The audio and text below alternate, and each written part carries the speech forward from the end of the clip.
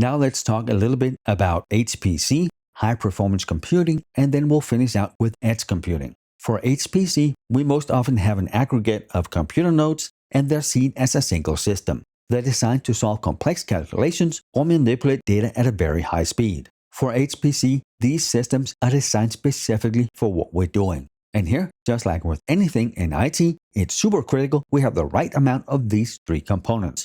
Compute, that's the CPU, that's the brains of the organization, network, and storage. If we have a bottleneck on any of those, it's going to be a lot less efficient than we need it to be, because if we don't have enough network, well, that's a bottleneck. It doesn't really matter then that we have all the compute and storage that we need, because we can't transmit the data fast enough. The same with storage or compute. All three needs to be designed and aligned with what we need for resources whenever the HPC performs its tasks. The most well-known types of HPCs are supercomputers. Not all HPCs are supercomputers, but all supercomputers are HPCs. It's a subset. And then finally, let's look at edge computing. And with edge computing, it really is us moving the data as close as possible to whomever needs it. We move the data as close to the end user or the system that needs that data. And it's not just the data, it's obviously also the compute. And it makes sense, right? We want it all to be faster. We just talked about CDNs. They are the most common type of edge computing. But again here, not all edge computing are CDNs. Just like all distributed systems are also not CDNs. But all CDNs are distributed systems. So let's say we work for a large organization and we have 500 offices spread across the globe. Now, if I'm in Puerto Rico and I need to go to Denmark because that's where the headquarters is to pull some data, it's going to give me a pretty high latency. So me getting that data is going to take longer than it should. It's much more efficient to bring that data closer to me. On top of that, it's also going to use more bandwidth in both places. So we take the resources that make sense and move them as close as possible to where they're needed. That will drastically reduce both my latency and the bandwidth that I use, because it's not just sending, it's also receiving. And this doesn't have to be everything. Let's say our company has an e-commerce website. Well, then we want the backend where all the actual orders happen. We want that in our data center. But the front-end page, the login page, where they go to search for products, all that might be pushed out to our CDN, to our edge computing. And then when they pick something they want to buy and they go to pay for it, then and only then do they get sent to our main data center. All the other stuff happens on the CDN. And there are a ton of good use cases for edge computing. That can be security systems, image recognition systems, IoT, Internet of Things, self-driving cars, and CDNs, which we already covered. It can be medical devices, video conferencing. I remember when I worked at that hospital in Hawaii, we had a huge project where we chose, because of latency, to have the systems of our patient records stored locally in our 2 data centers, and not in the data center that the vendor wanted in California. Now, on a normal transaction, when everything is working well, we would have maybe 20-30 milliseconds to send it from Hawaii to California and in reverse. But what if? And because of that what if, using our risk analysis, we chose to have the applications in our data centers, not just because of the latency, but also because this was a truly critical system. If anything happened to the internet connection between Hawaii and California, our hospital staff could not access patient records. So here, just like with everything else, we do the proper risk analysis and we move the things that make sense to CDNs or edge computing. Alright, let's recap virtualization, cloud, and distributed computing. We started out by talking about virtualization. That's where we have many servers, those are the clients, on the same hardware platform, that is the host. And there are a ton of benefits to virtualization. It's much cheaper, it's much easier to use, we use less cooling, we use less power, it has a much smaller footprint in our data center, and it's much easier to stand up new servers. It really just is create new server, choose the resources, choose the operating system, maybe load an image that we have already done, and within less than an hour, you have a new server. We can also allocate resources either dynamically or manually if a certain server needs more resources for a short amount of time. We talked about the different types of hypervisors, type 1 and type 2. Type 1 is what we would have in our data center. This is hardware that's built specifically for virtualization. It has the hardware, and then it has the hypervisor, and on top of that we build all the virtual machines. This is also what all the cloud providers use. A type 2 hypervisor is what you and I would have on our own systems. I have my PC, I have my operating system on that, and then as an application on that operating system, I have a hypervisor.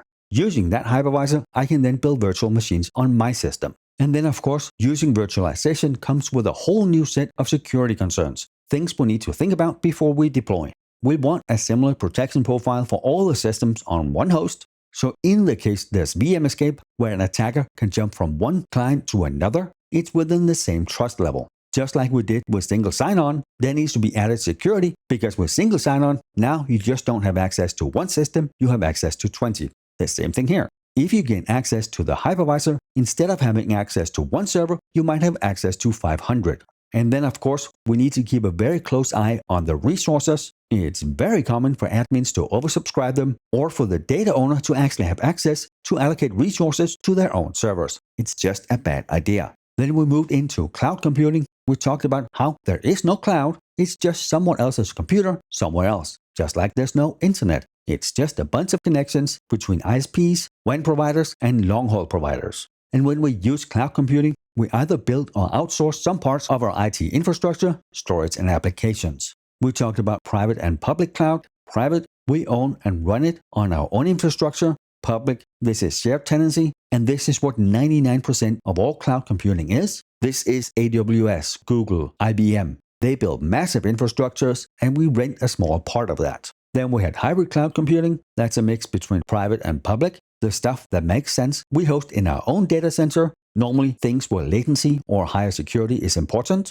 And then everything else, where it makes sense, we put on public cloud. And then finally, we had community cloud. And that really is used for a special community or customers from an organization that have a shared concern. That was the one where all the hospital systems and anyone in healthcare in Hawaii, they had a community cloud they can use for the projects they're working on together. Cloud computing has 5 defining characteristics. We can provision resources ourselves, access them from almost anywhere, scale up or down as needed, use shared provider infrastructure, and pay based on measured usage. But cloud security is still shared. The provider handles the physical infrastructure. We are always responsible for protecting our data, no matter where it is. Depending on the cloud model, the responsibility for everything between the infrastructure and the data can change. Then the big part, the different types of public cloud. We talked about infrastructure as a service. The name kind of indicates what it is. The vendor is responsible for everything, including the virtualization. We put the operating system, the databases, the security, the applications on top of that. Then we had platform as a service. Here, we are only responsible for the applications and the data. And then finally, software as a service. Here, we are only responsible for the data. In many cases, these are vendor-specific applications. That was the one where I had the example with when we discharge patients from that hospital. We integrate our patient data with their application, and their application then does all the behind-the-scenes work. Then we talked about distributed systems, which often also is called distributed computing environments. That's where we move the system out as close as possible to the end user, regardless if it is a person or a system. And we do that because it gives a better user experience, the latency is lower, it also gives us horizontal scaling, meaning if I have 7 and I want to expand to 20, I just add 13 systems more that are geographically dispersed depending on what I'm trying to achieve. It has a higher fault tolerance because if one of my 7 systems go down, I still have the other 6. It's cost effective and it gives us that low latency that people expect online. And we really use it everywhere. It's the internet, it's websites, it's cell phone networks, it's research, it's peer-to-peer networks, it's blockchain, and thousands of other things. Then we talked about high-performance systems. The most well-known type here are supercomputers. We have built all these systems with the specs we need exactly for this one task. And then we have a user or a scheduler that controls all those systems. The important part here, just like with anything else we do with servers, is we need to have enough compute, network, and storage for whatever we're doing. They need to be aligned. And then finally, we talked about edge computing. Here, we bring the data as close as possible to wherever that data is needed, and we do that by moving the data and the compute resources. And this again here lowers the bandwidth use and it lowers the latency. With edge computing, the most commonly used type are CDNs. All CDNs are edge computing and distributed computing, but not all distributed or edge computing is CDNs. And I think close to 80% of large enterprises have already implemented or in the process of implementing edge computing in their organizations.